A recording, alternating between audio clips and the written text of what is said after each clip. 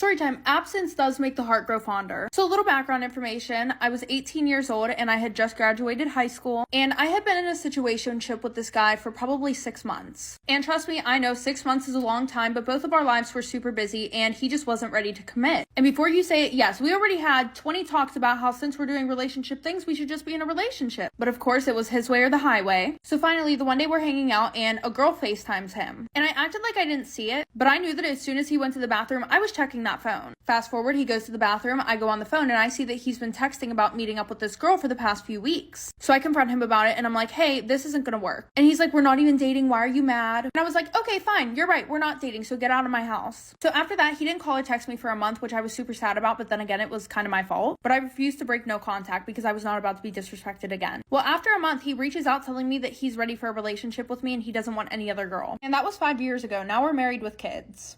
Story time about how my best friend was a snake. So a little background information, I was 15 and in 9th grade.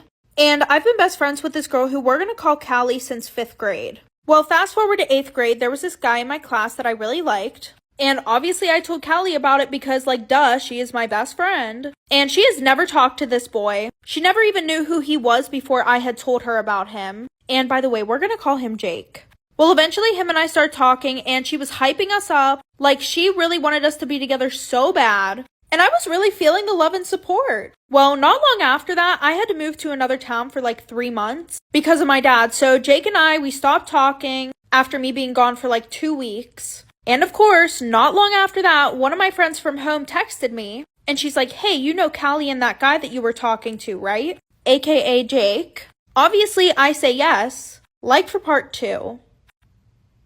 Part 2 about how my best friend was a snake. So like I said, I had to move away for 3 months because of my dad, and Jake and I, we stopped talking about 2 weeks after I had left. And then I get a text from my friend saying, hey, you know Callie and that guy that you were talking to, Jake? Obviously, I say yes. And then she goes, oh, well, they're talking about getting together. And I was livid. I'm like, dude, I've literally been gone for like less than a month and you're already trying to get with the guy that I liked.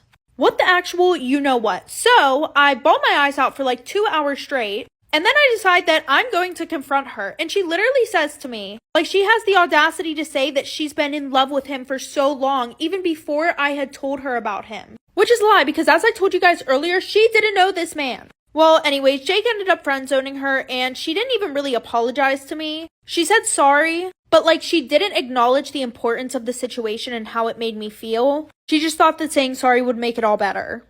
Storytime about why you should never get romantically involved with someone that you work with. So a little background information, I was working at one of the largest discount retail stores in the US, and about a couple months into me working there, my manager and I took a liking to each other. And I'm not gonna lie, I'm underage and he's a full-grown adult. But that's besides the point. Him and I, we started sneaking around a lot together, and about a month after him and I were screwing around with each other, he wanted to end things. Which I was like, alright, sure, whatever. But clearly he didn't mean it because we were still doing the same stuff that we were doing before he, quote, ended things with me. Anyway, so a random day at work, I don't know what the hell crawled up his ass, but he just snapped at me the one day. He starts threatening to write me up, and he started talking down to me any chance that he got. Like, how are you gonna talk down to me when you literally were just hanging out with me last week? Like, you're a full-grown man. Act like it, please. Like for part 2. Storytime about how my cat got me grounded. And yes, I mean my literal pet cat got me grounded. So a little background information, I was 16 and I was a freshman in high school, and my parents were extremely strict. Now, of course, there was the usual no hanging out with boys, no hanging out with anybody on the weekdays. Well, my parents took it a step further. Actually, no, they took it like 10 miles further. I got my phone taken every night at 6 o'clock.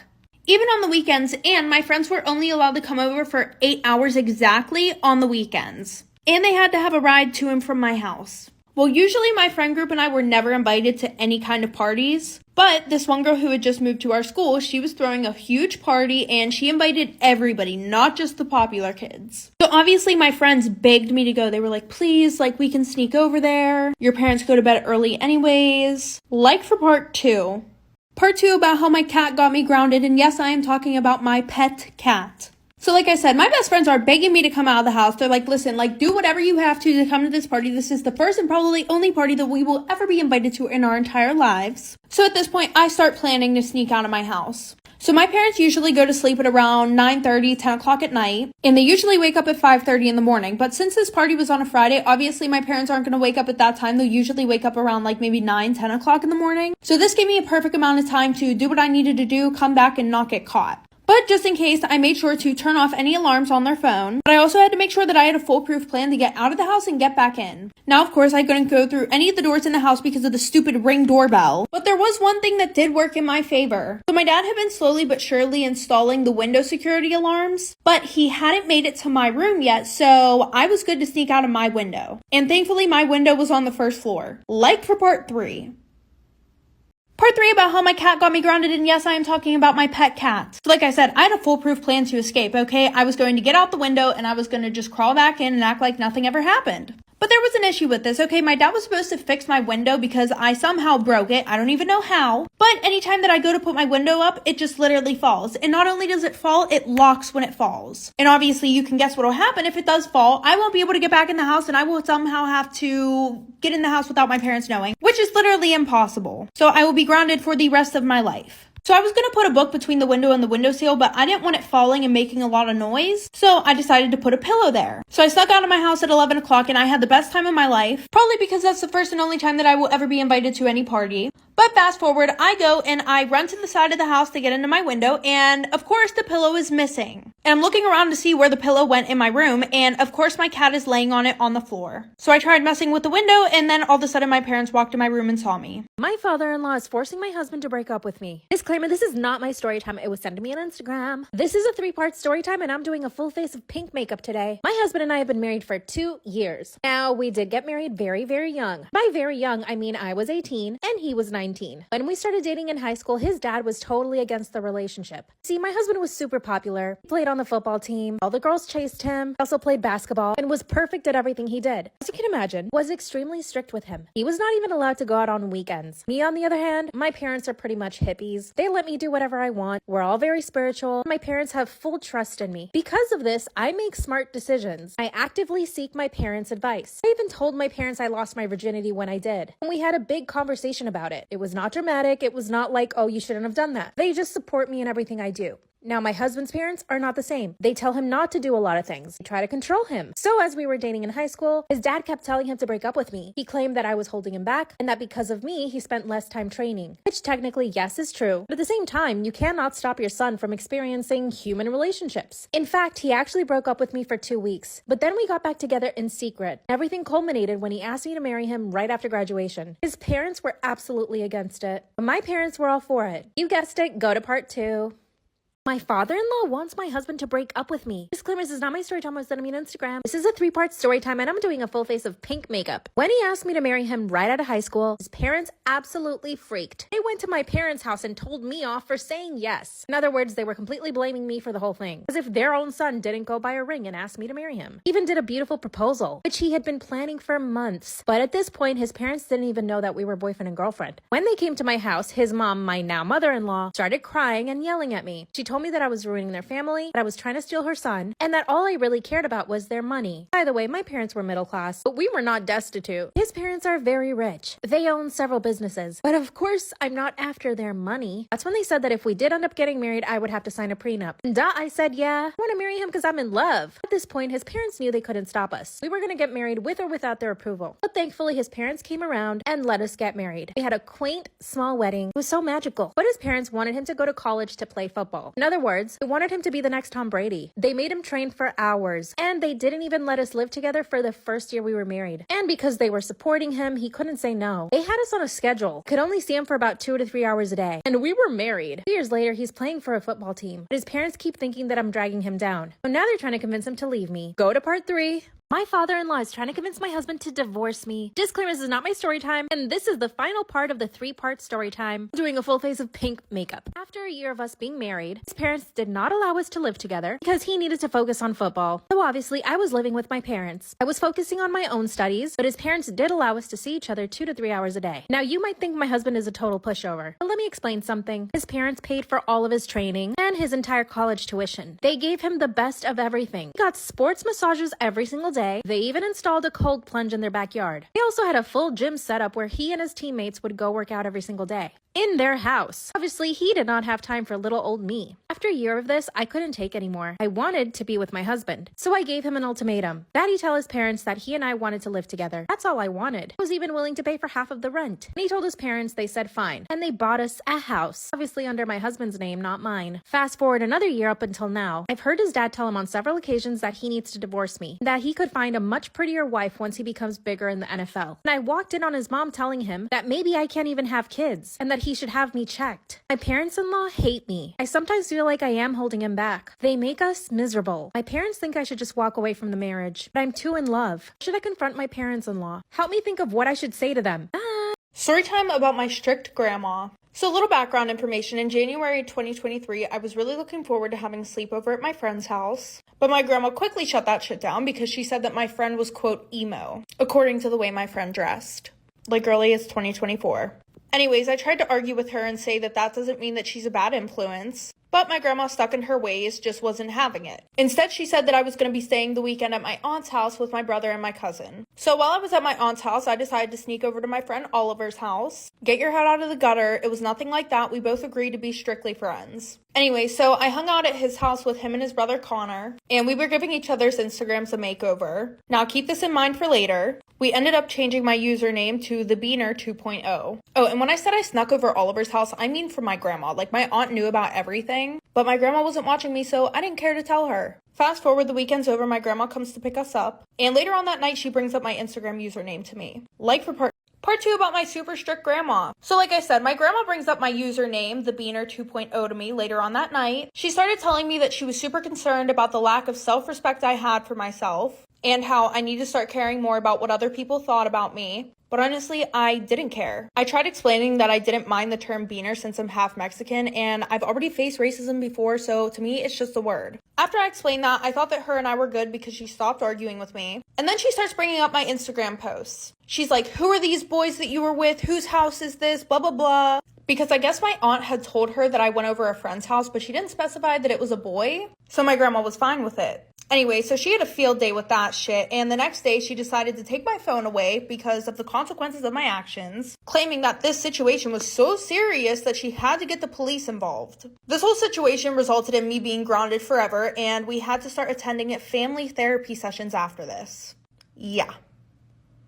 Then President Juarez declared May 5th the official anniversary of the Battle of Puebla, which we now know as Cinco de Mayo. Fast forward to the 1980s, something really interesting started happening. Beer companies started capitalizing on Cinco de Mayo. They started marketing their beer based around the holiday. And with that, it blew up. Americans started celebrating Cinco de Mayo everywhere, what we now know as Cinco de Mayo. It's a completely different and commercialized version of what Cinco de Mayo is. I'm sure if you went to any bar celebrating Cinco de Mayo, I think most people in there are not going to know why Cinco de Mayo is celebrated or that there was even a battle that happened in 1862. George W. Bush was the first president to celebrate Cinco de Mayo at the White House. Cinco de Mayo is a day for special pride and remembrance for people on dos lados de la frontera. It's a reminder of the proud heritage of many Americans. Nowadays, it seems like people assume that Cinco de Mayo is the Mexican Independence Day, which is completely wrong. That's in September. The U.S. made it into a consumerist holiday. People don't even know why they are celebrating it. And if you haven't followed me already, you should totally follow me, okay? Oh, I'm also a day late, but I was on a plane yesterday, so that's my excuse. Bye! Get ready with me to go out to the bar with my friends. Usually I'll go to the clubs that are like super busy, but tonight I'm kind of just looking for a chill night where I can just wear my jean shorts and my crop top instead of putting on a whole outfit. And also I really do not feel like having a million other people sweat all over me. I've had a lot of you guys ask me how I do my eyes, so I'm going to show you how I do like my smoky eyeliner wing. First thing that I do is I go in with Tattoo Studio by Maybelline and I do my waterline, and when I do it on the bottom, I stop like right to where my eye is right there. And then after that, I'm gonna go in with eyeliner and I'm just gonna do it very tightly against my lash line. And then after I do that, I'm gonna make a super small wing. Then I'm gonna go in with the tattoo liner again. I'm gonna make a, put a little bit right there. Go in with an angled brush like this. And I just start to pull this up. And then if I feel like it needs to be a little blended out, I'll go in with my beauty blender and I'll just kind of blend it upwards. So then it'll end up looking like this. I just did my mascara on this eye and now we're going to do it on this one. So we're going to go in with the Lash Sensational Maybelline, and I just go and I make sure to close my eyes because I don't want to put it at the root. When you put it at the root, it weighs your lashes down. And I just got some PR from Makeup by Mario. These are their Moisture Glow Plumping Lip Serums, so I want to wear one of these tonight. We're gonna try Nude Glow first.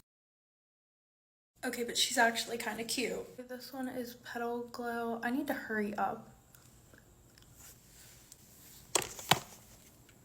Let me know what you guys think down below. I mixed Nude Glow with Petal Glow, and I kind of like Story time about how my boyfriend is abusive to his parents. What should I do? Claimer's not my story time. It's on Instagram. My boyfriend and I have been dating for 11 months. Here's a little backstory. We both work at the same company and live very far from our parents. I try to go home once a month since my parents are only 2 hours away from me. His parents live in a different country. For that reason, I haven't met his parents. But he's met my parents and he's been completely respectful and really nice to them. So I never suspected that he could be abusive to his parents. So here's what happened. We flew over to his parents and they are very rich. His mom is an interior designer and their house is phenomenal. His dad owns a couple of businesses and together they are very wealthy. His parents went to pick us up at the airport and everything was fine until we got to their house. They decided to give me a tour of their ginormous mansion. That's when I noticed that my boyfriend was being kind of rude to them. Every time they would ask me a question, he would answer and be like, duh, she likes pizza. He even asked his mom to stop asking stupid questions. I stopped him in his tracks and in front of his parents I said, why are you being rude to your parents? The look on his parents' face was of shock. And that's when I realized that they had never disciplined him. But then it got worse. Part 2 is up.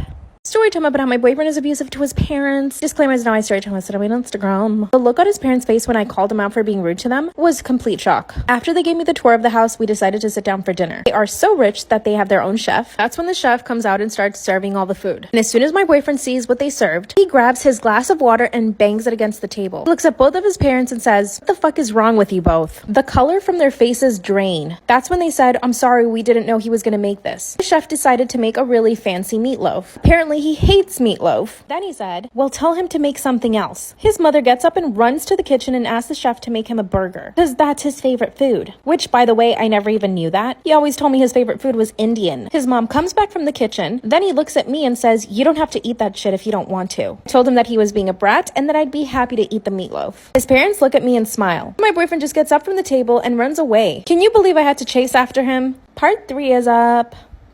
Story time about how my boyfriend is abusive to his parents. What should I do? Disclaimer is not my story time. It's on Instagram. That's when my stupid boyfriend runs away from the dinner table. So of course I have to chase him. And of course I'm angry at this point. I ask him why he's being so rude to his parents. Then he literally denies that he just did anything. His words were, you're reading too much into it. My parents are stupid anyway. I looked at him and I said, do you not see the mansion we're standing in? How did 2 stupid people manage to build this mansion, 4 businesses, and put you through school? He rolls his eyes at me and says, Jesus Christ, you sound like my parents. I told him that he was a privileged rat. You see, I come from a family where we don't have chefs and we don't have millions of dollars or a mansion. So I appreciate everything my parents did for me. I went back to the dining room and I told his parents it was nice to meet them, but that I could no longer be with their son. That's when his mom started begging me not to leave. It was hard, but I called an Uber and I went home. My boyfriend's been begging me to get back with him. He's trying really hard too. His parents are even offering to pay my student loans. I'm honestly confused now. What should I do? Story time. I was the toxic best friend. So a little background information. I was 16 and a sophomore in high school. And at the beginning of the year, I met this girl who we're gonna call Riley. Riley and I hit it off straight away. Like a week after knowing each other, she knew everything about me and I knew everything about her. Well, then she tells me about this guy that she's talking to, who we're gonna call Jay.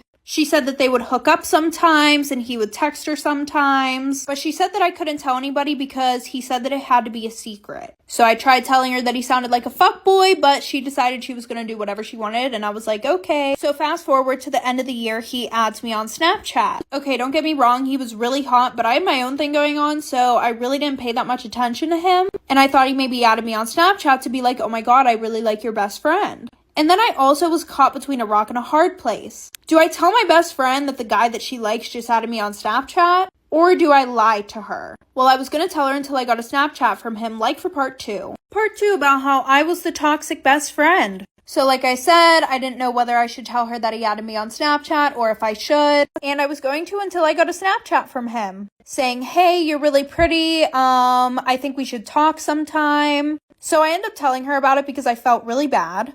And she was like, this is why I can't trust girls. Like, you need to unadd him right now. Like, fucking block him. And I'm like, I didn't even do anything. Like, what the fuck? So whatever. I end up blocking him. It's fine. Until he texts me one day.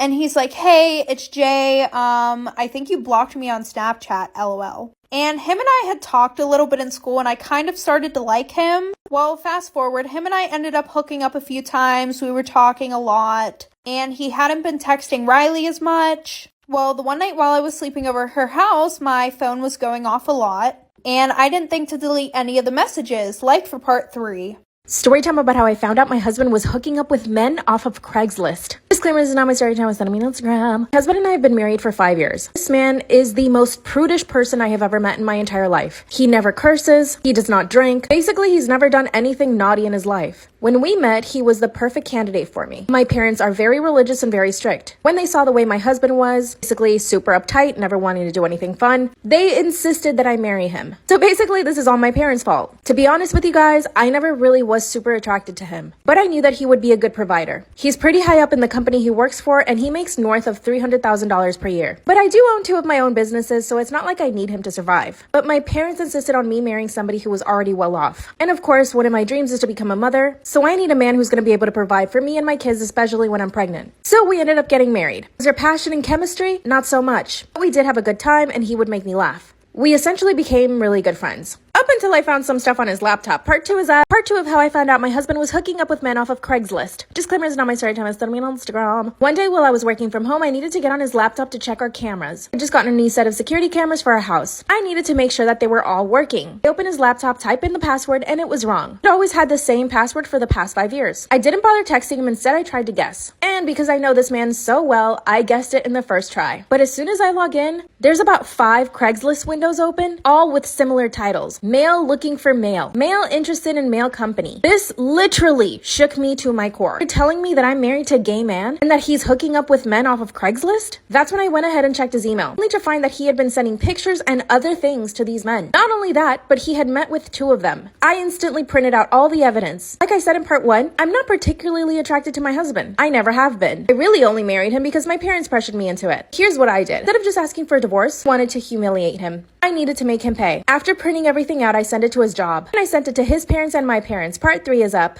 That's when I sent videos of my own husband hooking up with other men to his job, my parents, and his parents. At this point, I had been married to a man that I wasn't attracted to for 5 years, only to find out that he was hooking up with other men off of Craigslist. Remember I said in part 1 how prudish my husband was? He always made himself seem like he was the perfect man, like he had never done anything bad in his life. But let me tell you, some of the things I read in those emails, and the pictures, and the video, disgusting. No wonder he put off having kids for so long, and no wonder he made me get on the pill, because he never had the intention of having kids. When everyone received their packages, my husband called me super upset. He said that he had only done it for about a week, and that it was just him experimenting. And he told me that his job put him on suspension. My parents, of course, stopped speaking to him. My mother-in-law calls me on the phone and tells me that she had always known that he was gay. And apparently they insisted on him not marrying me. But he was set on having the perfect wife. The perfect life. We're obviously getting a divorce now and I'm getting all his money. Or at least I'm gonna try. He's already claiming that I'm obsessed with him, so he wants to get a restraining order. I need to make him suffer even more. How should I do this? Part 4 will be up soon. Storytime about why I will never let my sister pet sit for me ever again. So a little background information. I was 18 and it was the summer before my freshman year in college. And it was towards the end of the summer, so I decided that I wanted to take a vacation with a few of my girlfriends before we all went off to the different colleges that we were going to. And I have a lot of pets.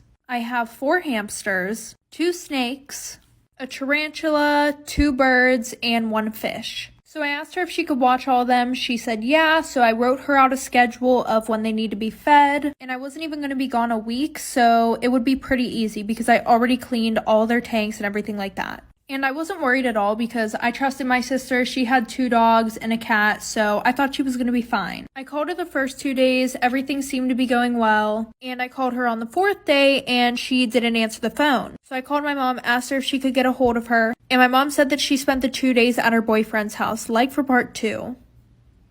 Part 2 about why I will never let my sister pet sit for me ever again. So like I said, I called my mom asking if she could get a hold of her, and she said that she spent the last 2 days at her boyfriend's house. And the worst part was, my sister was the only one with a key to my apartment. So my sister calls me the next day and she's like, hey, sorry, like I was at my boyfriend's house. And I was like, who fed the animals? And she was like, well, I just put enough in their cages so that way they would be fine for like 3 days. And she was like, don't worry, I'll sleep over there tonight to make sure they're okay. So I'm like having a fucking panic attack right now. Anyways, so fast forward, I get home early in the morning and my sister's sleeping on the couch, but my sister brought over her animals too. So I wake my sister up and I'm like, hey, like, how are all the animals? She's like, oh, they're fine. And then we walk into the kitchen and the fucking bird cage is open and my birds are missing and her cats are nowhere to be found. So now I'm freaking the fuck out. So then I go to check on the rest of my animals, like for part 3. Part 3 about why I will never let my sister pet sit for me ever again. So like I said, we walk into the kitchen and the bird cage is open and my birds are nowhere to be found and neither is her cat. So at that point, I run to check on all of my other animals. Thankfully, the snakes were fine, so I go to check on my tarantula and he's missing. So now I grabbed my sister's dogs, locked them in my room, and I went to go check on my hamsters. Yeah, she forgot to feed them the whole week because one of them ate the other one. So at this point, I'm having like a mental fucking breakdown and I'm moving all the furniture in the living room and everything like that. And we lift up the couch and we see her cat bolt out from under the couch. After that, I look under the couch and my bird is literally torn into pieces under the fucking couch. A few days later, she texted me and she was like, hey, like, I feel so bad. Like, let me buy you a new bird and a new tarantula. And to this day, 2 years later, I still don't know what happened. This is how I found out my dad was following me on OnlyFans. Disclaimer, it's not my story time, it's on Instagram. My mom and dad had me when they were really young. My mom was 17 and my dad was 19. For some reason, my mom doesn't like talking about him, so I never really found out exactly how they broke up. All I know is that they stayed together until I was 5 years old. Something really bad happened and then my mom kicked him out of the house. Like I said, I don't even know what happened. I was 12 years old, he begged my mom to come back, and she let him live in the apartment we had. But he's pretty much a deadbeat. He didn't help my mom pay for the bills. He didn't even want to get a job. He even went as far as begging my mom to become a stripper. He said that she would make way more money than the job she had. She was a secretary at the time. When I was 15, he left our house again. I never got a bad feeling from him when he was living with us though. With a lot of hard work, my mom was able to put me through college. I graduated and I got a really good job. I bought my mom and me a house and we moved in together. Then COVID happened and I lost my job. Friends suggested I start OnlyFans and I decided to do it. I started making a lot more money than I ever thought I would. Some months I was making around $20,000. This one guy would send me $1,000 every single week. In exchange for pictures. Part 2 is up. This is how I found out my dad was following me on OnlyFans. Disclaimer, is not my story time, it's on my Instagram. So this one guy started sending me $1,000 every single week. In exchange, I would send him private photos. Everything was totally fine until he started asking me questions. He would ask me things like, what's your favorite movie? What's your favorite dessert? Because it's OnlyFans, I never really answered honestly. But then one day he told me, you love The Little Mermaid, don't you? And I was like, what? Because The Little Mermaid was my favorite movie as a kid. Watched it at least 3 times a week when I was a kid. First I thought it was a cousin playing a joke on me, so I decided to block them. The next day, I get another message. This one says, I remember how you used to love hot dogs. That's when I really shit myself. Because my dad and I would make hot dogs every single Friday. It was our thing together. Like I said, he was a deadbeat, so he couldn't afford anything more than cheap hot dogs. And that's when he said, I have a confession. And before I could reply, he said, I'm your dad. I felt so disgusted. I blocked him and then blocked him from my cell phone too. That's when he sends me a long text message explaining why he signed up to my OnlyFans. He said that he was just trying to get to know me, that all he really wanted was to get me back as his daughter. Then why ask for nudes? Part 3 is up. This is how I found out my dad was following me on OnlyFans. Disclaimer, this is not my story time, it's sending me on Instagram. As soon as I read his long text message about why he signed up, I once again blocked him. 20 minutes later, there's a knock on my door. Yep, it's my fucking father. Started knocking on the door so hard my neighbors came out, called 911 and they came within a minute. I live in an area where there aren't too many people, so my house is really easy to find. Saw my dad walk to the backyard and try to get in through the back. That's when a cop stopped him and asked him what he was doing. Then he told the cop that I had invited him over. Then the cop comes to my door and asked me if I had invited him. I told him I didn't. Then I told the cop about OnlyFans. My dad was so ashamed he actually denied it. But of course I had all the receipts. I showed the cop my phone and the cop told him that he needed to leave me alone. He left my house and I didn't have the heart to tell my mom. But later that night I see another person sign up to my OnlyFans. Turns out it was my dad again. This time he was offering me $3,000 for more pictures. And he confessed that he couldn't help but love me as a woman because I didn't grow up with him. Excuse me, sir? You raised me for half of my childhood. Wanted to get a restraining order, but the judge says it's not that easy. So now I'm considering closing my OnlyFans. I don't think it's fair though. What should I do? Storytime about how my whole class found my teacher's OF. So a little background information. I was 16 and in 10th grade, and my best friend Maya and I were walking in the hallway getting ready for first period. Now, even this early in the morning, the rumor was already going around that Miss J had an OF. Fast forward, Maya and I get to first period. 10 minutes after class started, Miss J put a problem up on the board. After she gave us a little bit of time, she was like, okay, who can solve this? And as she's about to call on someone, there was this guy, Jake, in my class, who was passing notes to this one girl, Jessica. And if you're wondering why they were passing notes, it's because we were not allowed to have phones in this class, of course. Anyway, so then Miss J is like, can you read that to the class, blah, blah, blah, blah, blah. And the note literally said, did you hear about Miss J's OF? She finished teaching the rest of our class, but we didn't see her for like 3 days after that. And I guess she wasn't fired because she had an OF. It was because there were students subscribed to it, and she knew about those students that were subscribed to it, and she didn't do anything about it. My roommate's boyfriend keeps harassing me and I don't know how to tell her. Disclaimer is not my story time, it's on Instagram. My roommate and I have been living together for 2 years now. Now, I wouldn't call her my best friend, but we are very close. We don't really talk about intimate things, but at the end of the night, she's always there and we usually have dinner together. Not really close to my family, so to me, it's important that she's there every single night. But here's where things get really shitty. Her and I both got boyfriends around the same time. I met my boyfriend through a friend and he is the sweetest, purest thing ever. This man cries at every single movie, but he travels a lot for work, so he's usually not there. Now, my roommate's boyfriend, he's a personal trainer and I'm pretty sure he takes steroids because he's always angry. Should I say aggressive? His behavior became super obnoxious to me right away. As soon as he would come over to the apartment, he would start saying things like, "Babe, your roommate is so hot." Like he would say that about me to my roommate. Of course, she tried to laugh it off, but I know it bothered her. One day, he even started joking about how he was gonna come into my room one night while I was asleep. Obviously, I did not find this funny. That's when I asked him to leave the apartment. He got so mad, he called me a bitch in front of my roommate and slammed a drawer. Do you think my roommate stood up for me? No. Part 2 is up.